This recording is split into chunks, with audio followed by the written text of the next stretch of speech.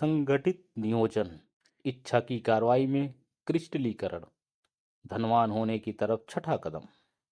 आपने सीखा है कि वह सब कुछ जो आदमी बनाता है या प्राप्त करता है वह इच्छा के रूप में शुरू होता है कि इच्छा कल्पना की कार्यशाला में, जहां इसके संक्रमण की योजना बनाई और संगठित की जाती है, निराकार से यथार्थ की ओर अपनी यात्रा का पहला कदम उठाती है।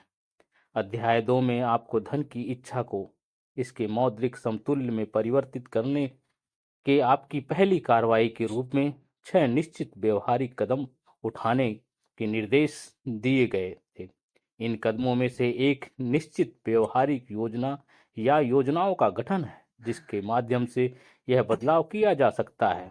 अब आपको बताया जाएगा कि योजनाएं कैसे बनाई जाए जो कि व्यवहारिक हो, अर्थात अपने आप को अधिकाधिक लोगों के एक समूह के साथ सहयोगी बनाएं, जैसा कि अपनी योजना या योजनाओं के निर्माण और क्रियान्वयन के लिए बाद के एक अध्याय में वर्णित मास्टरमाइंड सिद्धांत के धन संचय उपयोग के संचयीकरण के लिए आपको आवश्यकता हो सकती है। इस निर्देश का अनुपालन जरूरी है, इसकी उपेक्षा न करें।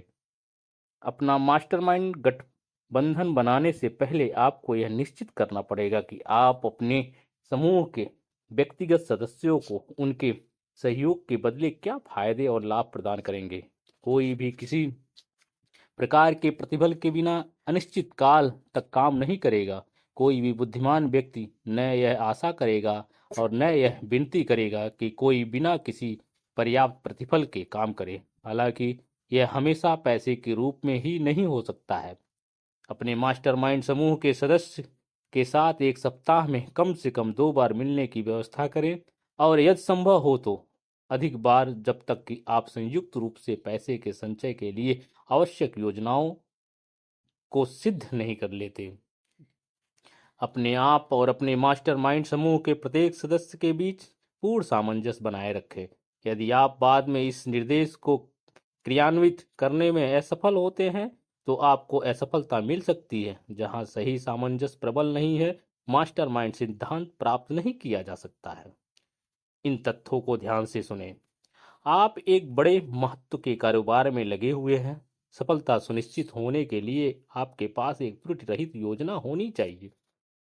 दूसरा, आपको अनुभव, शिक्षा, स्थानीय क्षमता और दूसरे के मन की कल्पना का लाभ अवश्य प्राप्त करना होगा। जिन लोगों ने बड़ी संपत्ति प्राप्त की है उन सभी ने पद्धति के साथ सामंजस्य स्थापित किया है। अन्य लोगों के सहयोग के बिना किसी भी व्यक्ति के पास एक बड़ी संपत्ति का संचय करने के लिए पर्याप्त अनुभव, शिक्षा, स्थानीय क्षमता और ज्ञान नहीं होता। कोई भी योजना जो आप धन जमा करने के प्रयास में अपनाते हैं, आप और आपके मास्टरमाइंड समूह के हर सदस्य का संयुक्त निर्माण होना चाहिए। आप अपनी खुद की योजना पूरी या एक हिस्से में आरंभ कर सकते हैं, लेकिन उन योजनाओं का आपके मास्टरमाइंड अलायंस के सदस्यों द्वारा जांच और अनुमोदन होना चाहिए।